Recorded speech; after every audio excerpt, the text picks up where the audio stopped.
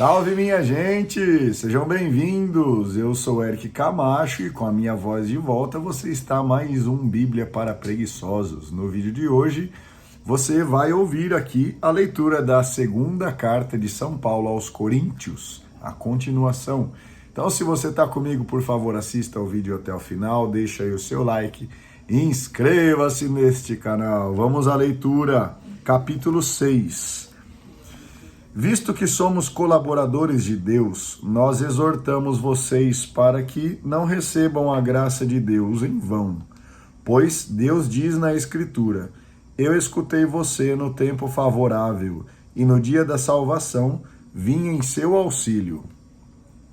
É agora o momento favorável, é agora o dia da salvação, sustentado pela força de Deus. De nossa parte, evitamos dar qualquer motivo de escândalo para que o nosso ministério não seja criticado. Pelo contrário, em tudo nos recomendamos como ministros de Deus, pela grande perseverança nas tribulações, necessidades, angústias, açoites, prisões, desordens, fadigas, vigílias e jejuns, pela pureza, ciência, paciência e bondade, pela atuação do Espírito Santo, pelo amor sem fingimento, pela palavra da verdade, pelo poder de Deus, pelas armas ofensivas e defensivas da justiça, na glória e no desprezo, na boa e na má fama, tidos como impostores e, no entanto, dizendo a verdade, como desconhecidos e, no entanto, conhecidos, como agonizantes e, no entanto, estamos vivos, como castigados e, no entanto, livres da morte, como tristes e, no entanto, sempre alegres, como indigentes e, no entanto, enriquecendo a muitos, nada tendo, mas tudo possuindo. Terceira parte, restabelecimento das relações, de coração aberto. Coríntios, eu lhes falo com franqueza, meu coração está aberto para vocês. Em mim não falta lugar para os acolher, mas em troca vocês têm o coração estreito. Paguem a nós com a mesma moeda. Eu lhes falo como a filhos. Abram também o coração de vocês. Não voltem atrás. Não se submetam ao mesmo jugo como os infiéis. Que relação pode haver entre justiça e iniquidade? Que união pode haver entre luz e trevas? Que harmonia pode haver entre Cristo e Beliar? Que relação entre quem acredita e quem não acredita? Que há de comum entre o templo de Deus e os ídolos? Ora, nós somos o templo do Deus vivo. Como disse o próprio Deus, habitarei no meio deles, e com eles caminharei. Serei o seu Deus, e eles serão o meu povo. Portanto, saiam do meio dessa gente e afastem-se dela, diz o Senhor. Não toquem naquilo que é impuro, e eu acolherei vocês. Serei pai para vocês, e vocês serão para mim filhos e filhas, diz o Senhor Todo-Poderoso. Capítulo 7. Caríssimos, já que temos tais promessas, vamos purificar-nos de toda a mancha do corpo e do espírito, e levemos a cabo a nossa satisfação no temor de Deus. A tristeza que produz transformação.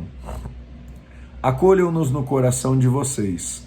Não fizemos injustiça a ninguém causamos dano, a ninguém exploramos. Não é para os condenar que falo assim, porque eu já disse, vocês estão em nossos corações para a vida e para a morte. Minha confiança em vocês é grande e eu me orgulho muito de vocês. Estou cheio de consolo, transbordando de alegria em toda a nossa tribulação. Na verdade, quando chegamos à Macedônia, nossa pobre pessoa não teve um momento de sossego. Sofremos toda espécie de tribulação. Por fora, lutas. Por dentro, temores. Deus, porém, que consola os humildes, confortou-nos com a chegada de Tito. E não somente com a chegada dele, mas também pelo conforto que ele tinha recebido de vocês. Contou-nos que vocês tinham profundo carinho, que estavam sentidos com o que acontecera e que se preocupavam comigo. E eu fiquei muito contente. Se lhes causei tristeza com a minha carta, não me arrependo. E se a princípio me arrependi, pois vejo que essa carta entristeceu vocês, embora por pouco tempo, agora me alegro, não por haver entristecido vocês, mas porque a tristeza fez que vocês se arrependessem. Vocês se entristeceram segundo Deus, e assim não sofreram nenhum dano da nossa parte. De fato, a tristeza que vem de Deus produz arrependimento, que leva para a salvação e que não volta atrás. A tristeza segundo este mundo produz a morte. Vejam antes o que produziu em vocês a tristeza que vem de Deus. Quantas desculpas, quanta indignação, que temor, que desejo ardente, que afeto, que punição. Vocês demonstraram de todos os modos que estavam inocentes naquela questão. Numa palavra, se eu escrevi a vocês, não foi por causa daquele que me injuriou, nem por causa daquele que sofreu o insulto, mas para que ficasse bem claro entre vocês, diante de Deus, o quanto vocês se sentem preocupados por nós. Foi por isso que nos sentimos confortados. Mas, além desse conforto pessoal, eu me alegrei muito ao ver que Tito estava contente devido à maneira como vocês o receberam e o tranquilizaram. Se diante dele eu me havia gabado um pouco de vocês, não tive do que me envergonhar. Assim como sempre dissemos para vocês a verdade, ficou igualmente comprovado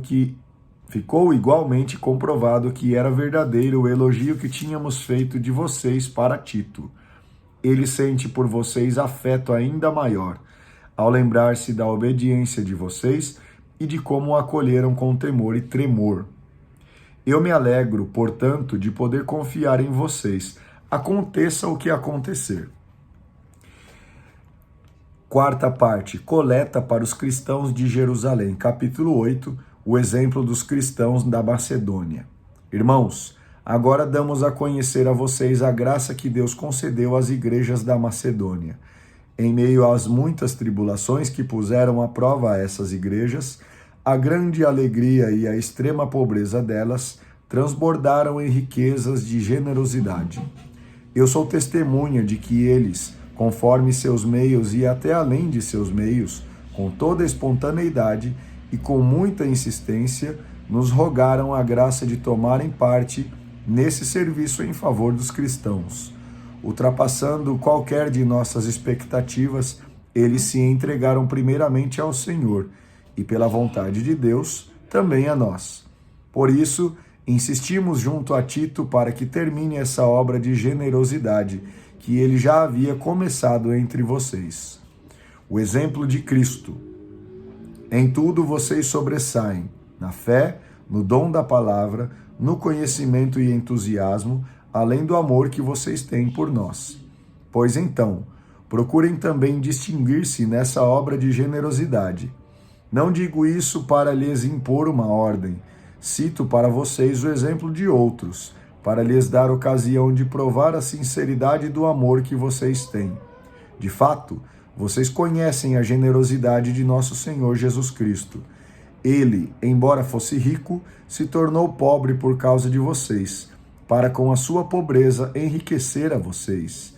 A propósito, vou dar-lhes uma sugestão, e é o que convém a vocês, já que foram os primeiros desde o ano passado, não só a realizar, mas também a querer realizar essa obra. Agora, portanto, a executem até o fim, de modo que a essa boa disposição da vontade corresponda a realização, na medida dos meios que vocês têm. Quando existe boa vontade, somos bem aceitos com os recursos que temos. Pouco importa o que não temos. Não queremos que o alívio para os outros seja causa de aflição para vocês, mas que haja igualdade. Neste momento, o que está sobrando para vocês vai compensar a carência deles, a fim de que o supérfluo deles venha um dia compensar a carência de vocês. Assim haverá igualdade, como está na Escritura. A quem recolhia muito, nada lhe sobrava, e a quem recolhia pouco, nada lhe faltava. Recomendações. Graças sejam dadas a Deus que colocou no coração de Tito o mesmo zelo por vocês. Ele acolheu o meu pedido e, mais apressado que nunca, vai espontaneamente ao encontro de vocês. Com ele estamos enviando o irmão que é elogiado em todas as igrejas por causa da pregação do Evangelho. Mais ainda, foi escolhido pelas igrejas para ser nosso companheiro de viagem nesta obra de generosidade, serviço que empreendemos para dar glória ao Senhor e realizar as nossas boas intenções. Tomamos essa precaução para evitar qualquer crítica na administração da grande quantia que nos confiaram. De fato, estamos preocupados com o bem, não somente aos olhos de Deus, mas também diante dos homens. Junto com os representantes, enviamos também o nosso irmão, cuja dedicação muitas vezes e de muitos modos temos experimentado, e que agora se mostra muito mais disposto, já que deposita plena confiança em vocês. Quanto a Tito, ele é meu companheiro e colaborador junto a vocês, ao passo que os nossos irmãos são os enviados das igrejas, as quais são a glória de Cristo. Portanto, diante das igrejas, deem a eles provas de amor de vocês, e façam que eles vejam como é justo o motivo do nosso orgulho a respeito de vocês. Muito bem, eu agradeço a você que acompanhou a leitura até aqui comigo. Por favor, deixe o seu like, inscreva-se no canal, faça o seu comentário e compartilhe o link deste vídeo nas suas redes sociais. A gente se vê amanhã. Tenha um excelente dia e que o Senhor continue te abençoando.